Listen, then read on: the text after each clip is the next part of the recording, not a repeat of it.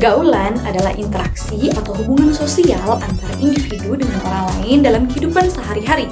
Ini mencakup cara seseorang bergaul, berkomunikasi, dan berhubungan dengan teman, keluarga, ataupun kelompok sosial lainnya.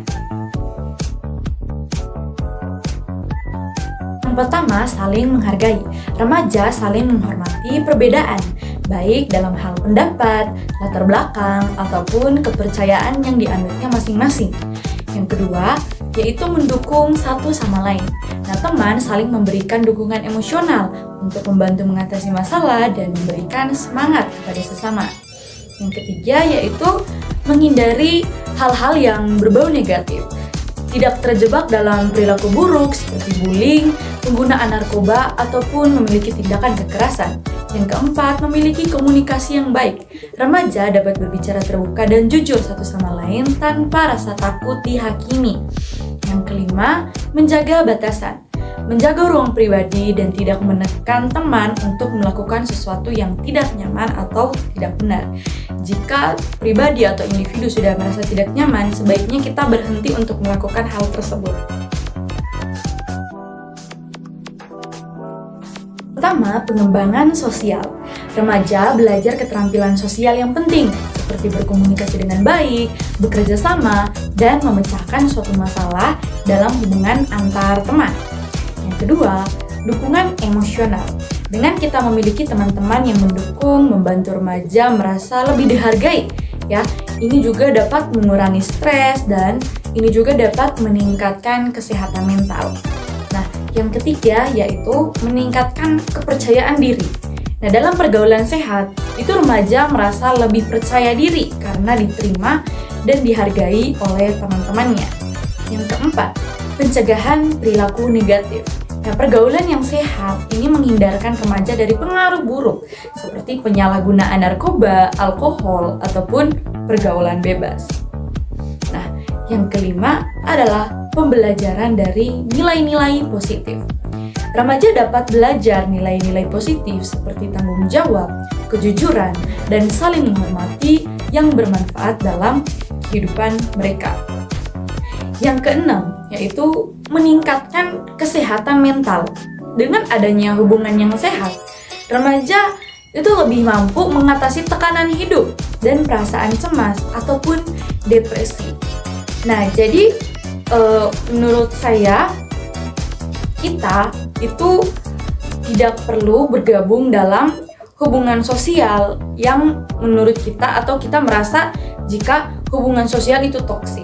Karena kenapa? Jika kita terus membiarkan diri kita untuk terus terjerumus dalam hubungan toksik seperti itu, kita akan merasakan ketidaknyamanan.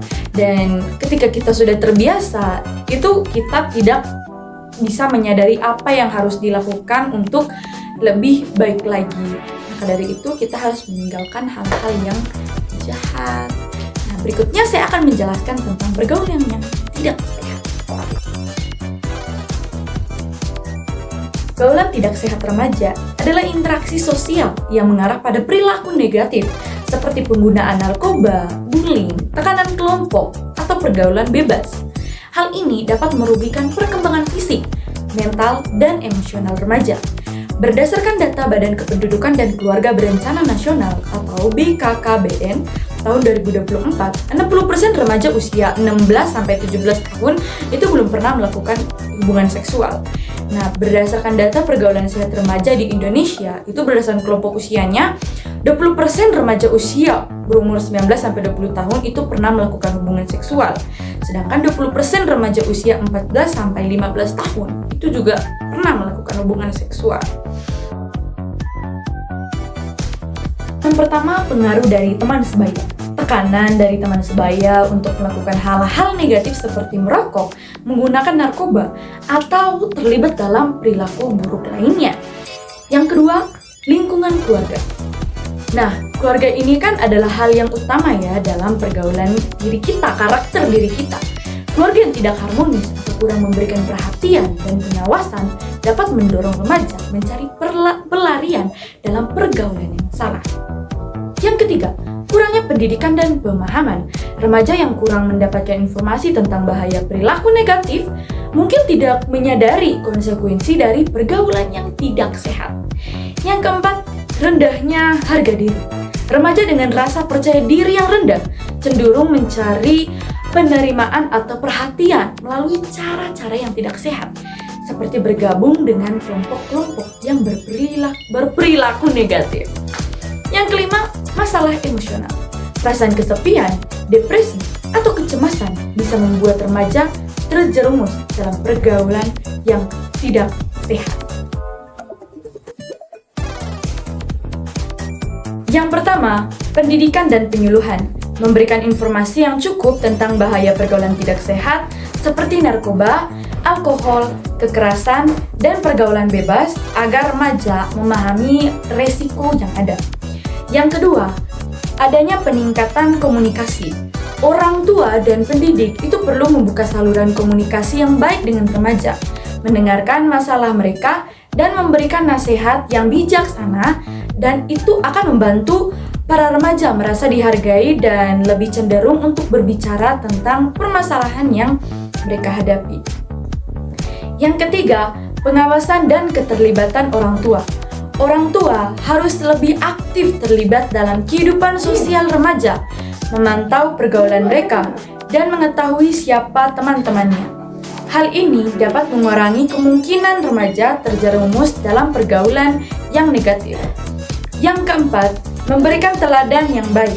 Orang tua dan orang dewasa di sekitar remaja harus memberikan contoh perilaku yang positif dan bertanggung jawab agar remaja dapat meniru sikap tersebut.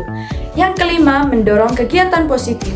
Mengarahkan remaja untuk terlibat dalam aktivitas positif seperti olahraga, seni, atau kegiatan komunitas dapat mengalihkan mereka dari pergaulan yang buruk dan membantu mereka untuk mengembangkan keterampilan sosial.